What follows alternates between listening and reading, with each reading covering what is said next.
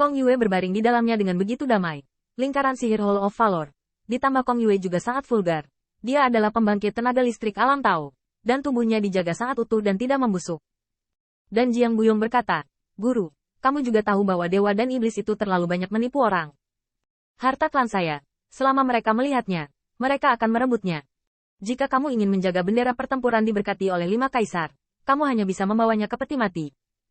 Anda memperingatkan saya bahwa saya tidak boleh mengambilnya sebagai upaya terakhir, karena harta umat manusia saya juga akan dirampok oleh 10.000 ras. Tapi sekarang tidak lagi. Katamu jika suatu hari harta karun keluar, mereka bisa bertarung untuk perlombaan di tangan umat manusia, alih-alih jatuh ke tangan dewa dan setan. Itu akan menjadi waktu untuk membuka peti mati." Ketika Jiang Buyong mengatakan ini, dia tidak bisa menahan tangis, tetapi mengepalkan tinjunya. Murid itu berpikir, ini hari ini. Saat berbicara, Jiang Buyong mengeluarkan token yang diukir dengan Yan Wang, yang melambangkan identitas. Token itu adalah cahaya ilahi, dan secara bertahap, tubuh Kong Yue benar-benar terbang keluar dari 5 sinar cahaya. 5 sinar cahaya menunjukkan 5 warna, dikelilingi oleh Jiang Buyong, dan akhirnya berubah menjadi 5 bendera pertempuran. 5 bendera pertempuran melambangkan 5 elemen emas, kayu, air, api, bumi, dan 5 kaisar umat manusia.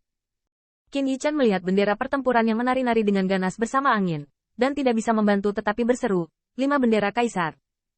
Jiang Buyong menundukkan kepalanya, tenggelam dalam kesedihan, dan Qin Yichan tidak peduli tentang menyentuh 5 bendera pertempuran, karena dia mengerti mengapa Jiang Buyong sangat sedih dan marah. Anda tahu, pada tahun-tahun sebelum dia datang ke alam surga kaisar, situasi tragis dari ras manusia yang tertindas, saya khawatir hanya dia yang tidak bisa membayangkan, dan tidak ada yang namanya dewa dan iblis. Bayangkan Qin Yichan baru saja bertemu dengan kota Feng Shui, membuat kesepakatan dengan Kaisar Ke, dan kemudian bergegas bergabung dengan aliansi Istana Yan Wang, yang merupakan waktu untuk membunuh dewa dan setan yang duduk di sini. Jiang Buyong tidak tahu seberapa banyak dia telah kehilangan pikirannya sebelum diam-diam mengubur formasi teleportasi di belakang Istana Yan Wang, dan formasi teleportasi sangat biasa, tidak hanya formasi yang lambat, itu hanya bisa 100.000 orang pada satu waktu.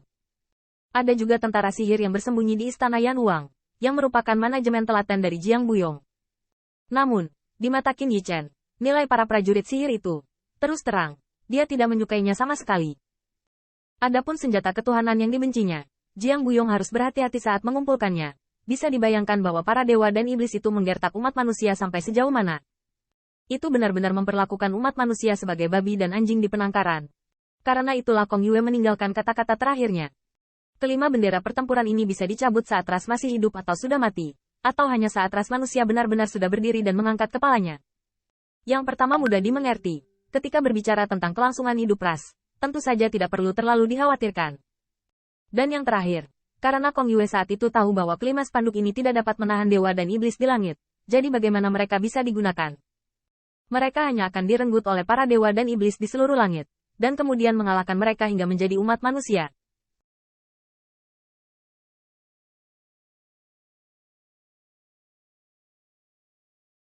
Oleh karena itu, Kong Yue hanya bisa membawanya ke peti mati, untuk menghindari pencarian dan penjarahan para dewa dan setan, dan memintanya untuk memberikannya kepada Jiang Buyong.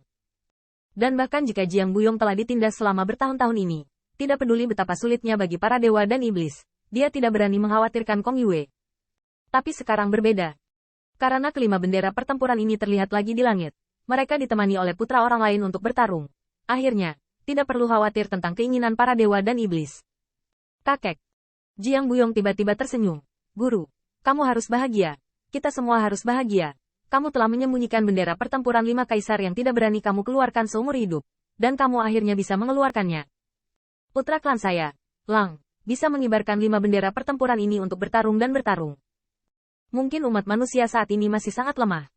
Tetapi Jiang Buyong memang sangat senang, karena setidaknya umat manusia saat ini berani bertarung. Berani untuk menantang dewa dan iblis mantian. Tidak hanya ditindas. Ini adalah perubahan. Ini adalah langkah kebangunan.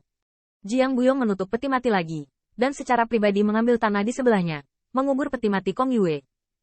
Ketiga Qin Yichan juga memegang lumpur di tangan mereka. Setelah sekian lama, Kong Wu mengabaikan tangan berlumpur, mengertakkan gigi dan menyeka matanya. Mereka harus mengatakan bahwa generasi mereka memang jauh lebih baik dari sebelumnya. Dia bahkan tidak bisa membayangkan perasaan bahwa 5 bendera pertempuran ini jelas tersembunyi di tubuh kakeknya. Tetapi dia tidak berani menunjukkannya sepanjang hidupnya. Itu benar-benar keputusasaan. Itulah kegelapan sejati. Untunglah umat manusia saat ini seakan-akan sedang menyingsing. Meskipun fajar menyingsing, namun akhirnya bisa membuat mereka melihat secercah harapan. Qin Yichen memadatkan suasana hatinya yang sedih, dan 5 bendera pertempuran muncul kembali, dan dia melihat sekeliling. Bendera pertempuran pertama memiliki wajah hijau sebagai alas dan kayu kuning sebagai sisi benderanya, melambangkan Kaisar Qing Timur Taihao. Bendera pertempuran kedua adalah pangkalan merah, yang tampaknya memicu banyak api. Ini adalah Kaisar Yanjiang dari selatan. Bendera pertempuran ketiga memiliki dasar coklat tanah dan muatan tanah yang tebal. Ini adalah Kaisar Kuning Xuan Yuan dari Cina.